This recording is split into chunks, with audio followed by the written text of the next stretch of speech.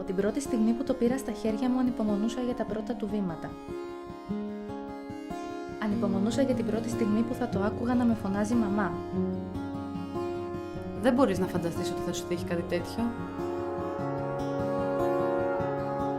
Μάθαμε για το σύνδρομο όταν έκλεισε περίπου τα 2.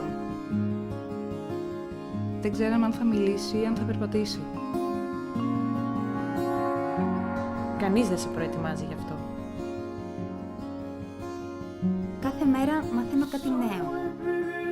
Κάθε μέρα με εκπλήσει. Τώρα ανυπομονώ ακόμα πιο πολύ για τα πρώτα του βήματα. Όχι, δεν είναι εύκολο να είσαι μαμά Αγγέλου.